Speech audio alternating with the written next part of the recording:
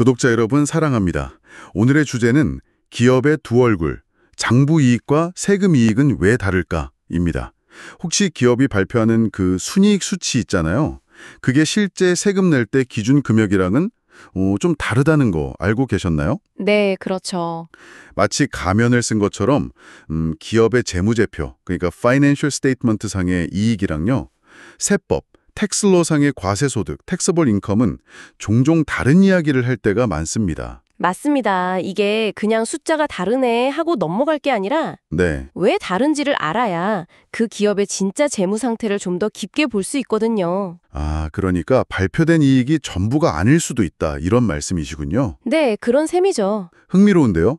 그럼 이 두 얼굴을 만드는 근본적인 이유, 뭐부터 살펴볼까요? 핵심은 일시적 차이랑 영구적 차이라고 들었는데요. 네, 맞습니다. 바로 temporary differences하고 permanent differences. 이 두 가지가 핵심입니다. 이 두 개념 어떻게 다른 건가요? 좀 쉽게 설명해 주실 수 있을까요? 물론이죠. 우선 temporary difference는요, 이름 그대로 일시적인 차이예요. 일시적이다. 네, 그러니까 회계, 즉 북하고 세법, 텍스에서 수익이나 비용을 인식하는 시점이 달라서 생기는 건데요. 근데 결국 시간이 지나면 그 차이는 사라져요. 시간이 해결해 주는 거군요. 그렇죠. 가장 대표적인 예가 이제 감가상각비, depreciation expense입니다. 감가상각비. 많이 들어봤죠? 네, 재무제표에서는 보통 자산 내용연수 동안 꾸준히 비용 처리하는 방식, 그러니까 straight line method, 이걸 많이 쓰거든요. 네, 정액법. 근데 세법에서는 투자 촉진 같은 이유로 초기에 비용을 더 많이 인정해주는 가속상각법을 예를 들어 미국 세법의 MACRS, MECOS 같은 걸 허용하는 경우가 많아요. 초반에 세금을 좀 덜 내게 해주는 거군요. 네, 그런 효과가 있죠. 그래서 특정 연도에는 회계상 비용이랑 세법상 비용이 다른데 결국 자산 전체 내용 연수를 놓고 보면 총 감가상각액은 같아지거든요. 이게 바로 temporary difference입니다. 시점의 차이일 뿐 총액은 같다. 알겠습니다. 그럼 permanent differences는 이거 완전히 다른 이야기겠네요. 이름부터가 영구적인데요? 네, 맞습니다. 이건 말 그대로 영원히 해소되지 않는 차이예요. 영원히요? 네, 회계상으로는 수익이나 비용인데 세법에서는 아예 인정을 안 해주거나 아니면 그 반대인 경우죠. 아예 인정 자체를 안 한다? 그렇죠. 예를 들면 지방채 이자, municipal bond interest 같은 거요. 이거 회계장부에는 당연히 이자 수익으로 잡히잖아요. 네, 수익이죠. 근데 세법에서는 정책적인 이유로 이걸 비과세 소득으로 봐요. 그러니까 이건 영원히 과세 소득 계산할 때 포함이 안 되는 거죠. 정책적인 이유군요. 네, 반대로 예를 들어 벌금, fines, penalties, 나 아니면 연방 법인세, federal income tax 같은 항목들. 이런 건 회계장부에는 비용으로 딱 기록을 해둬요. 네, 비용이죠. 세법에서는 절대 비용으로 공제를 안 해줍니다. 일종의 페널티 성격이라서요. 이런 차이는 영원히 가는 거예요. permanent differences죠.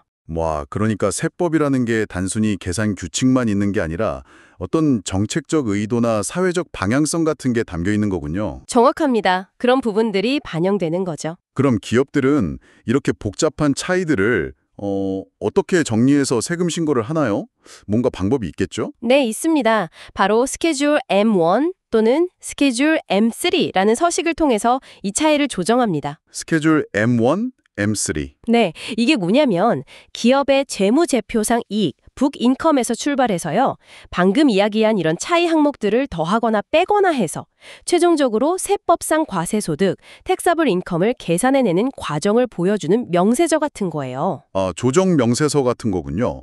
근데 M1하고 M3는 어떤 기준으로 나뉘는 건가요? 주로 기업 규모로 나뉩니다. 스케줄 M1은 보통 자산 총액이 $10,000 미만인 기업들이 주로 쓰고요. 비교적 좀 간단해요.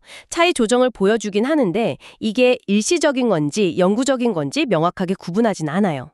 그냥 합쳐서 보여주는 식이군요. 네. 그런데 스케줄 M3는 자산 총액 $10,000 이상인 기업들이 사용하는데요. 훨씬 더 상세합니다. 상세하다면 어떻게 다른 거죠? 차이 항목들을 아주 세세하게 보고해야 하고 중요한 건 말씀드린 temporary differences와 permanent differences를 명확하게 딱 구분해서 보고하도록 요구해요.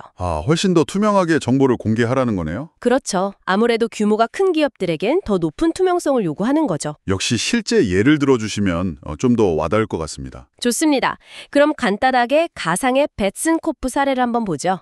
예를 들어서 이 회사의 장부상 이익, 북인컴이 92만 달러라고 해볼게요. 네, 92만 달러. 자, 여기서 시작해서 조정을 하는 겁니다.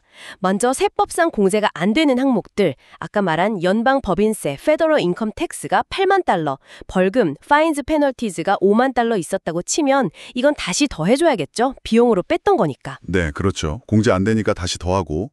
이건 영구적 차이 조정이네요. 맞습니다. 영구적 차이죠. 그리고 반대로 비과 세대는 지방채 이자, 뮤니시펄 본드 인트레스트가 10,000달러 있었다면 이건 장부상 이익에는 포함됐지만 세금은 안 내니까 빼줘야 하고요. 아, 이것도 영구적 차이 조정으로 빼주고. 네, 그리고 아까 감가상각비 얘기했잖아요. 만약 세법상 감가상각비, 매크로스 기준으로 계산한 게 20만 달러인데 회계장부상 스트레이트라인 메소드로 계산한 건 15만 달러였다면 세법상 비용이 5만 달러 더 크죠. 네, 5만 달러 차이가 나네요. 이 차액 5만 달러만큼은 세금을 줄여주는 효과가 있으니까 추가로 빼주는 겁니다. 이건 일시적 차이 조정이고요. 그렇죠. 나중엔 반대로 조정되겠지만 일단 올해는 빼주는 거군요. 네, 그래서 계산해보면 92만 달러에서 시작해서 플러스 8만 달러, 플러스 5만 달러, 10,000달러 빼고 5만 달러 하면 최종 텍서블 인컴은 99만 달러가 되는 겁니다. 아, 92만 달러 플러스 8만 달러 플러스 5만 달러, 10,000달러 빼고 5만 달러 더 하니까 99만 달러. 야, 숫자로 보니까 조정 과정이 확 들어오네요. 네, 이런 식으로 계산이 되는 거죠. 자, 오늘 기업이익의 두 얼굴, 장부이익과 세금이익의 차이에 대해서 정말 깊이 파고들어 봤습니다. 듣다 보면 그래서 이게 나랑 무슨 상관인데? 이렇게 생각하실 수도 있을 것 같아요. 하하, 그렇죠. 근데 만약 여러분이 주식 투자를 하시거나 아니면 그냥 경제 뉴스를 볼 때라도요. 기업이 발표하는 그 순이익이라는 숫자, 그 이면에 숨겨진 이런 조정 과정을 조금이라도 이해한다면 네. 기업의 진짜 실력이나 재무 건전성을 훨씬 더 깊이 있게 파악하실 수 있다는 거죠. 그냥 보이는 숫자가 다가 아니라는 겁니다. 맞습니다.